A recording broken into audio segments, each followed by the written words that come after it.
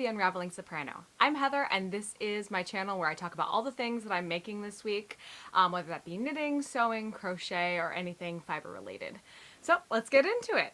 So this week, I am wearing I think it's called the Orinco by Suvi Knits. I knit this up in Knit Pick Stroll, I believe. So I don't actually know what color this is. I thought it was pucker based off of what I saw on the website, but I went back to my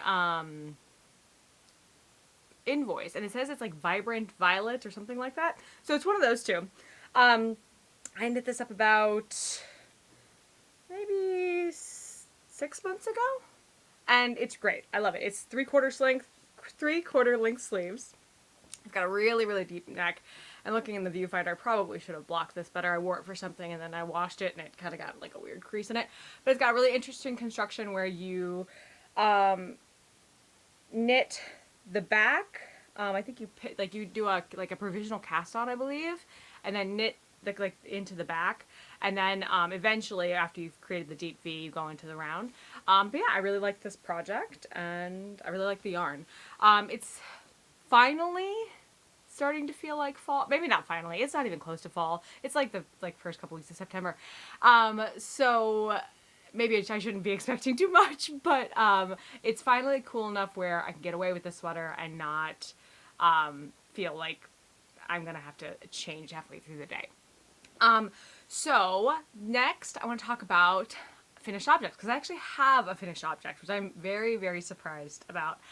So last week when I said I was going to either cast on something for myself or cast on a gift knit, I ended up casting on something for myself because I got through most of what I said I was going to get through last week. Not everything, but I cast on, and I finished this last night, and it's still blocking. And Laura, this is the Maxine water bottle cover, hot water bottle cover by Laura Penrose. And she suggests to block it that you actually insert your hot water bottle and then fill up with hot water, and that will actually make it block quicker. And I actually think it has. So I actually used the leftover yarn from the sweater for the pink, and then I had some I think this is West Yorkshire Spinners in electric blue for the blue, and the gray is a Cascade, like an eco merino. So let's get this up in the viewfinder. I'm so pleased with this. It looks so good. I just love how this came out. It's just fantastic. This is my very, very first stranded colorwork project. I started this project because I want to eventually do a stranded colorwork cardigan. I'm looking at the Andrea Mowry Spark cardigan, which is knit in the round and then steeked. So there's like a couple techniques that I haven't done. The first one being the stranded colorwork. So I wanted something small. And I wanted to use completely scrap yarn. I wanted this to be like a almost free project, and this is the perfect project to start stranded colorwork. My floats, you can't really see my floats because the hot water bottle's in it. They're actually okay, but like I did not do any sort of technique for my floats. I just kind of went with it, and the yarn management was a hot mess. I'm not quite sure how people manage all that yarn. I know that the cardigan I'm thinking of making, when I eventually make it, I think it's only 2 strands at a time, where this is 3. So maybe I'll have a little bit better time. And the pink, actually, this is a fingering weight, so I had to hold that double, so I was actually kind of managing 4 yarns, kind of. And it was kind of a mess, but this only took me like 3 days. Now, granted, it was like I stopped any other projects and I like focused on it for 3 days because I wanted to make sure I was understanding the chart and not getting distracted by a million different things. Also, this is knit up in 4mm needles, I believe. I had to gauge down to a 0 because I am such a loose knitter, and I don't know if the fabric would have been like if it just would have been maybe nicer if maybe I did a 1, because you do see the gray. I don't know if you can tell. I get real close. You can't tell on the viewfinder, but like there's some bubbling in the gray because my tension got weird. But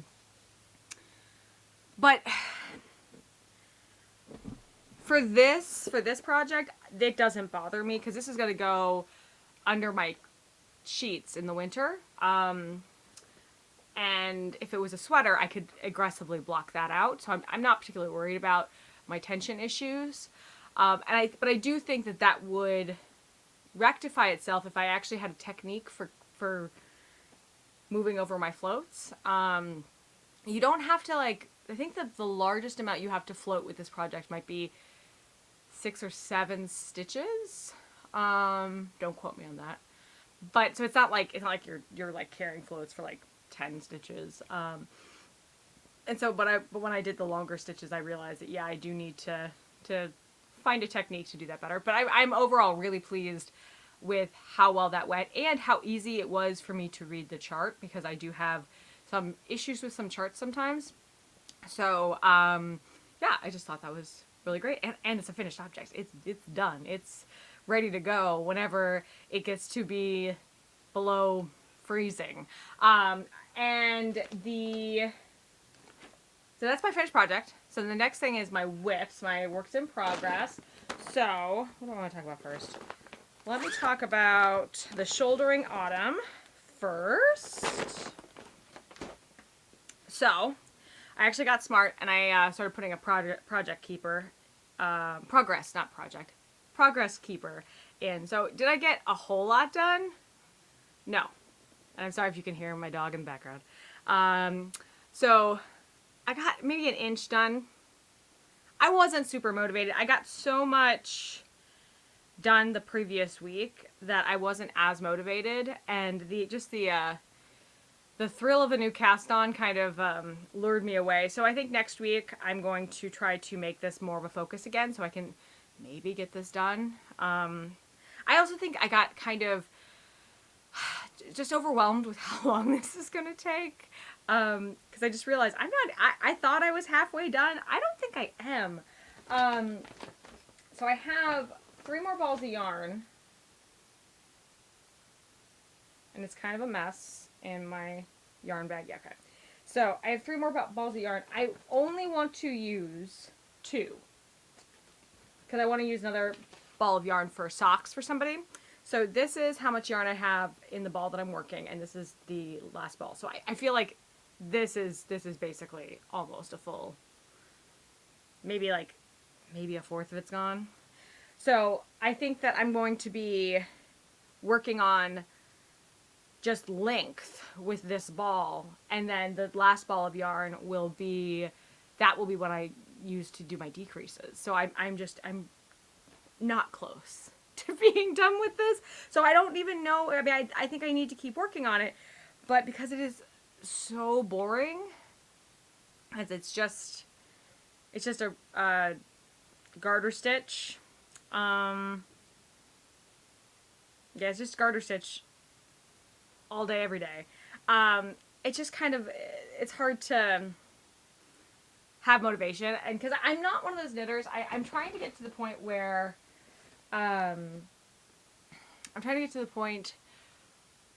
I can knit without looking, because then I can like really watch TV and I can have conversations. I am not quite there yet. Like I am like part way there. So I'll start knitting and I won't look down. I'll be like, oh crap. And then I'll slip stitches instead of actually knit stitches. So I'm trying to get better at not having to stare at my knitting when it's just knit stitch. But I'm not quite there yet. So yeah, I do need to do more work on that one. So that's the shouldering autumn blanket. The next whip I have, actually I got a lot of work on this. This is the Peacock Sweater by Knit.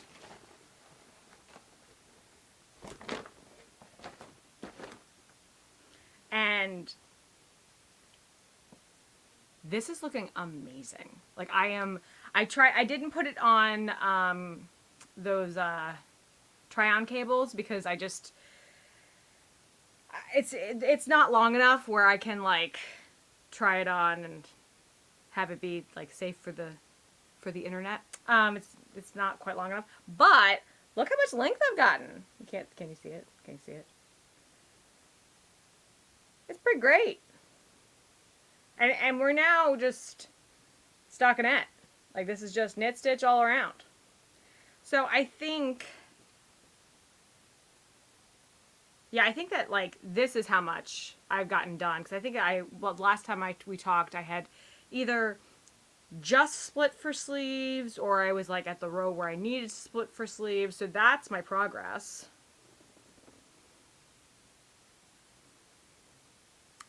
And I feel like, yeah, it's pretty good.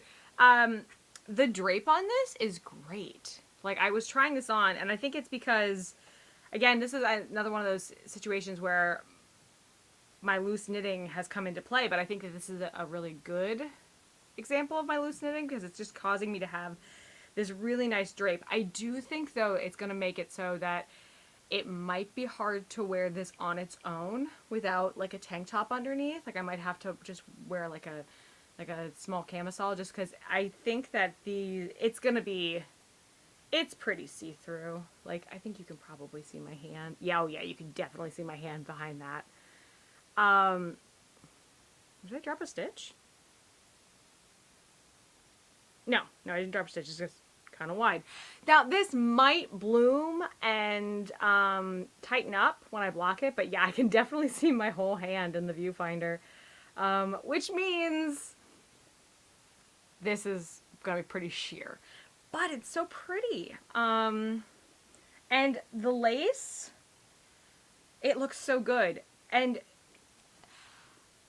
this is just one of those instances where it was really trust the process. And also I think that as knitters, we like, I watch a lot of knitting YouTube and I see a lot of people going, oh, it has to be perfect. It has to be exactly how the pattern is, has written it, and you can't make any changes. And if you don't follow it to the T, it's going to be a mess. It's going to be awful. And you're not going to be able to look at it without freaking out. And maybe this is just my personality because I'm a detail-oriented person, but I'm also like, done is better than perfect, right? But I think this instance, the mistakes that I made, you're not going to be able to tell. Like, you're not going to be able to, if you had no idea if you've never seen this pattern before, if you haven't knit this pattern, people who have knit this pattern or the many iterations that Linnet has of this pattern, yeah, they're going to be able to tell. They're going to be like, oh yeah, it looks like you kind of had some trouble around the neck. But strangers off the street can have no idea. They're going to be like, that's such a pretty sweater. Where did you get it? So I think it's just a lesson of trust the process, and that not everything has to be perfect. And when we're crafting, not everything has to be perfect. Done is better than perfect because it's done and you can wear it and you can love it. And if it's really like a glaring mistake that you are going to stare at and it's in the front, yeah, okay, fix that. But if it's in the back, it's none of my business. I don't care. And I mean, with the exception of a couple things, like, I mean, there's that one shirt that I have that has the stripes, and the stripes are kind of weird in the back. And that does kind of bug me, but also it's in the back. I don't see it. It's none of my business. But yeah, so I'm really, really quite pleased with how this is coming out, and I just love this color. I like the color in the hank, in the ball, but on me, I really love this color. I feel like it matches my eye color pretty well, which I always thought of my eyes as more of like a gray blue, but this is like kind of a tealy blue. So I think, yeah, it looks really great on me, if I do say so myself. And I'm just pleased. I'm just so happy that, like, I invested in some higher quality yarn and it wasn't a fail. Because that's always the caveat when you're like, or like the chance you take if you put your money into some, and it's not like super expensive.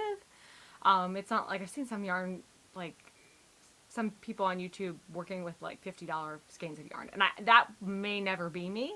But when I spend more than like probably $50 for a sweater, I'm like, ooh, okay, like that's getting kind of high for me, and my budget. So that was kind of this yarn. I think it was, I mean, I did have a gift card, so that was one of the reasons why I took the chance. But I think I think it was like $10, $50, $11 a skein. I got 5. So we're looking $50, $60 for the sweater, and a new technique. Yeah, it was a chance I took, and I'm glad I took it because I think that the end product's going to be amazing. So that is what I've accomplished this week. I think I've accomplished a decent amount. I was pretty proud of what I was able to do. And now actually I have, I took advantage of the Knit Picks sale that they were having for Labor Day, and actually got my yarn. I don't actually buy through Knit Picks. I buy through crochet.com, which is pretty much the exact same thing as Knit Picks, but I find that crochet.com they have a lower price for free shipping. I think and it's not a crazy difference, but it's enough that I'm like, I don't know how much I'm going to be spending, so I'm going to always, and it's the exact same product. It's the exact same product. Almost, I think it's pulling from the same stock. It's just they have different shipping prices. So some of this is yarn for Christmas gifts. Actually, most of this is yarn for Christmas gifts. I did buy one sweater quantity of yarn, but we're going to start with the sock yarn. So I'm doing a bunch of sock knitting this year. And so the first color I got was the Stole Tweed in Pecan Heather, which I really love this. It's such a great neutral. So I got 2 hanks of this. This is a gift, but also part of me wants to, next time they have a big sale, like probably Black Friday, I might get more of this for myself because I just love this color. The next one is, I got a bunch of skanks of the, skanks? Ooh. I got a bunch of skeins of the Hawthorne. Honestly, if you've watched this, like all my videos, I think people could probably play like mispronounced bingo, or take a shot when I mispronounce something, because it happens so much. Maybe it'll get better the more I do this. Who knows? But skeins. I bought skeins of Hawthorne. And so this is going to be a pair of socks. This is I love this colorway too. This is the Deer Islands Tonal. Look how pretty. Oh, it's so fall. It's so pretty in the viewfinder. It looks brighter. What you're getting is it's a brighter color. In person, it's slightly more moody. Because the light, my ring light's picking up this much brighter than it is in person. But it's so pretty.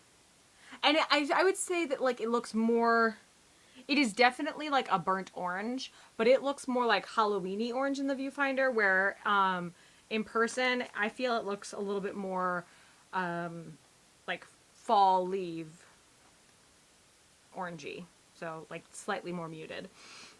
So yeah, that's going to be a pair of socks. And that's for a gift.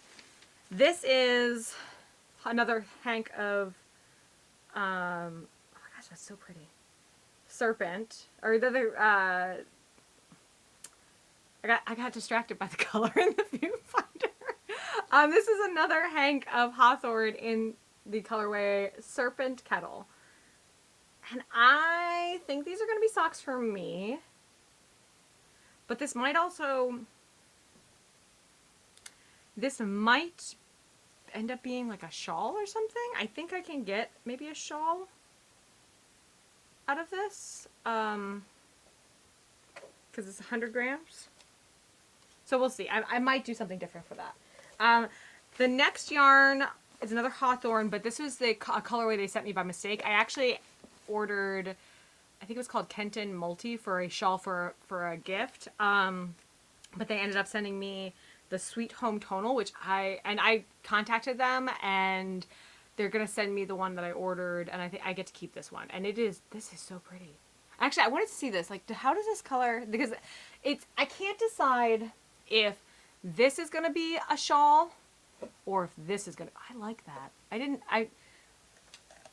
Sometimes I usually go for the bright punchy colors because I'm pretty sure if you do like color analysis, I think I'm a bright spring. I know I'm a spring. I don't necessarily. I know I'm probably not a light spring because my hair is so dark. So I'm either a warm spring or a clear spring. I think I'm a clear spring because this is like a really hot pink color and it's not like super shocking for me to. This color has always been like a good color for me. But some of the more muted colorways, I have a hard time finding what works. But I think this is. I don't know if I'm getting distracted by the hot pink. I wonder if there's a way to. But I feel like looking at the viewfinder is a really good way. Maybe if I hunker down. Yeah, I think that works. So maybe this will be a shawl. This will either be a shawl or a pair of socks. The next yarn I got was for a child sweater. I'm going to make the Petite Knit, I think it's called the teddy bear sweater. It's super cute. And I don't need, something I love about children's knits is you just don't need a whole lot of yarn. And so I think this is enough. But this is the cotton linen. So it's cotton and a linen base. So 70% cotton and 30% linen in the macchiato. Cover my face. And I just think that this is the cutest thing. The pattern is basically just like I think it's a raglan, which is basic sweater. And then you embroider like eyes and a little like bear mouth. And I just think that that's so cute. And hopefully this will be a quick knit. I don't necessarily plan on starting this anytime soon because I think this is going to be closer. Because with child knits, I want to make sure that I make it as close to when I'm giving it as possible because children grow so fast. And I don't want to make something in a size like, especially like babies. So like if I make something in a size 6 months and then like when I see them, they've grown past that 6-month mark and now they're wearing more like 12 months or whatever.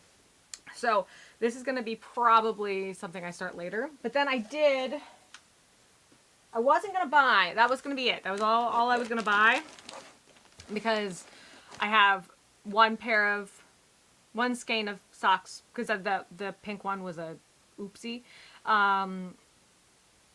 There was going to be one thing for me and then the rest was gift knits. And I felt comfortable with that because of my budget and I have a bunch of yarn. Actually, this might be the topic for next week's episode is that I have a bunch of yarn scraps and I'm trying to be more mindful of just the amount of scrap yarn I have and no plan for it. And I have been able to donate some of it to an art teacher I know.